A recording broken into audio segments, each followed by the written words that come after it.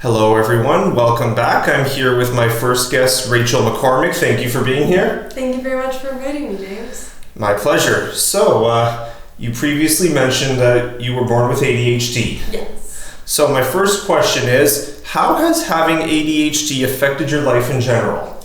In general, overall, I think it's impacted my school life, the way I learn, obviously.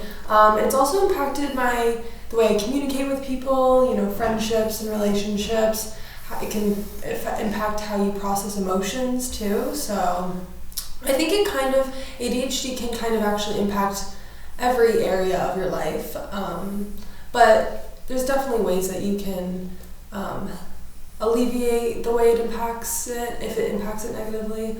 But I would say it kind of impacts every area of my life.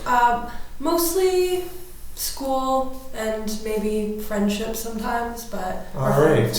Thank you. My next question is, what are the most negative drawbacks that have been tied to it?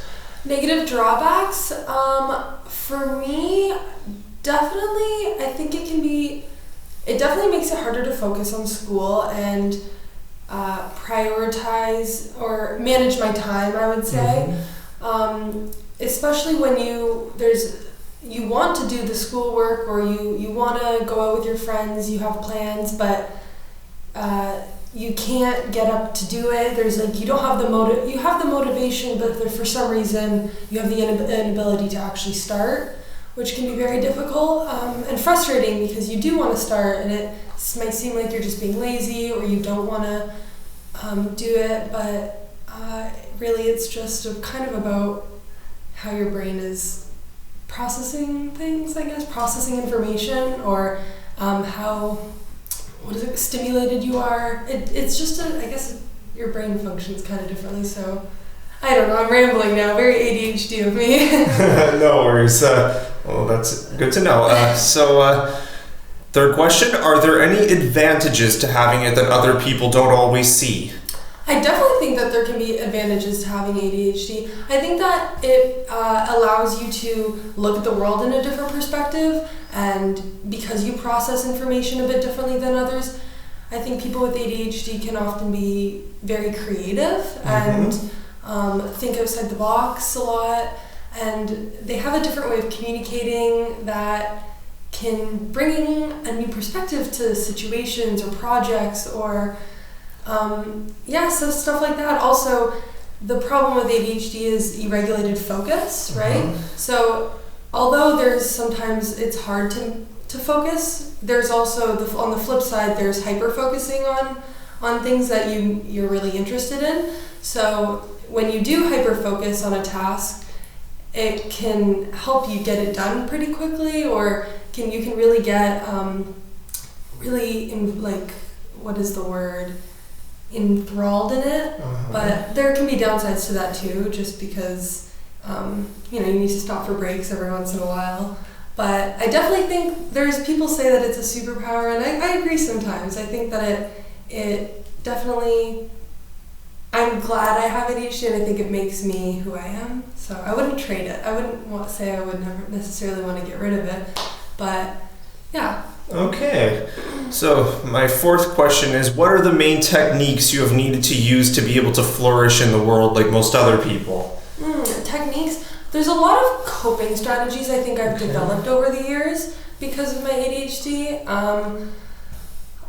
Just like little at work when I have to do a monotonous task that's very boring, I've noticed I would turn it into games in my head. I used to be a cashier at a grocery store, and I did not enjoy that. And I would get in trouble a lot for not smiling because it was hard to hide my boredom on my face. But you tried to kind of just make up little games or things in your head to stay stimulated and keep yourself focused on your task. For schoolwork, music helps me a lot. I really like listening to music while I do work because having something stimulating in the background helps me focus. I used to, when the SLC was open, I used to really love coming to the 6th floor, which is kind of the casual floor, because I liked hearing other people chat around me and just hang out with their friends. I know it could be distracting to other people, but I found it stimulating and engaging, actually. It helped me focus. Okay, fair enough. So, fifth question. When you were younger, did you have a harder time making friends as a result of your condition? I definitely think I had a harder time making friends. I think I was a little strange to the other kids sometimes. I was just very weird. I liked to make up stories and imagine games and play pretend, and I think other kids didn't really understand why I thought it was fun or what I thought was fun about it. But I did have a few close friends who I'm still friends with to this day, and I think they actually have ADHD too, but it did definitely impact me making friends. I got made fun of when I was younger as well. So I think, and then with that comes, it was harder to process emotions as well. So it's very confusing when other kids don't really understand you and you don't really understand why they don't get you. But so that can make you feel very, I think, left out and lonely or insecure. But I think as I've grown up, I've found a good group of friends who really accept me for who I am, even if I'm a little stranger sometimes. But yeah, I think it definitely impacts the way that you make friends. Very interesting. Especially when you're younger as a kid and you're trying to meet people and form connections when you're new at school. All right. So my sixth question is, have you faced a lot of prejudice as a result of the world generally not being accepting of those who are not considered neurotypical?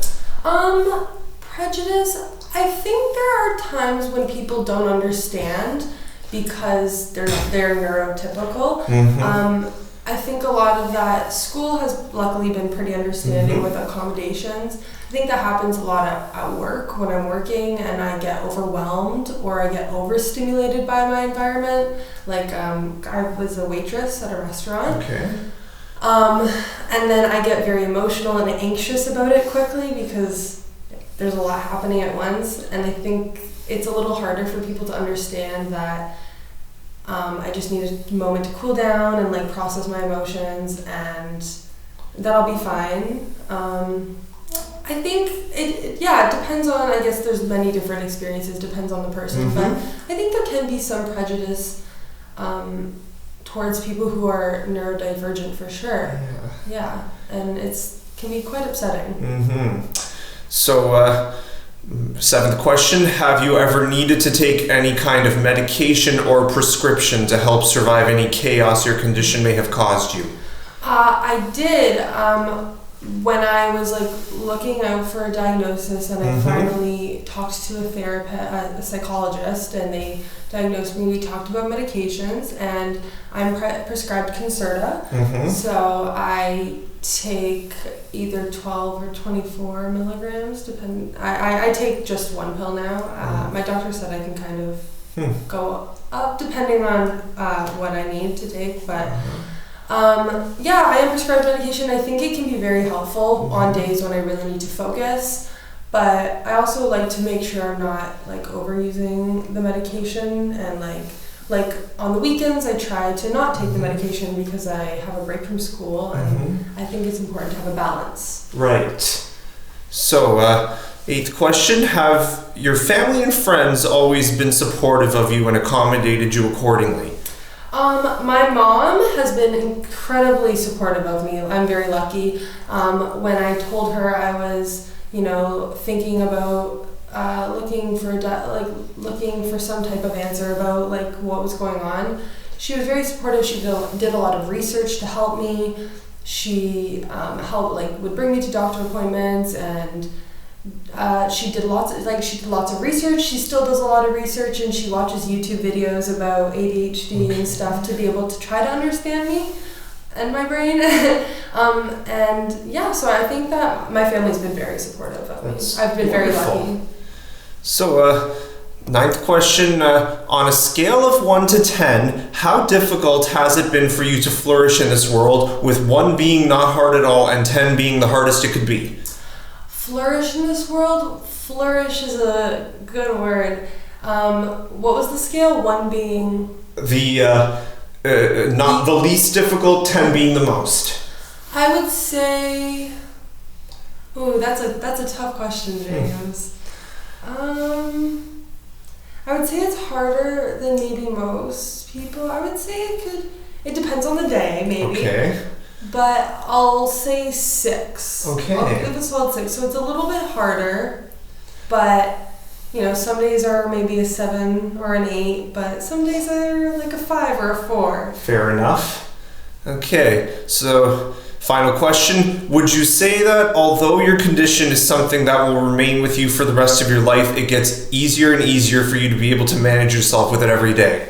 I definitely think it gets easier. The more I learn about it, the more I read about coping strategies or different types of coping mechanisms and ways to help, just to function with how my brain functions already. Do you know what I mean? Yeah. To not work against it, but work with it. So I do think it gets easier and easier the more you learn about it. What was the other part of the question? Just that it gets easier every day. Yeah, I definitely think it would get easier every day. Like I said, some days are easier than others, or maybe if there's a big stressful thing in my life, that period of time might be a little bit harder. But I definitely think it gets easier as you go on, the more you learn about it. All right. Well, it was a pleasure having you, Rachel. Thank you for being here. Yes, thank you very much, James. Thanks for having me. No worries. Have a good rest of the day. Thank you. You as well.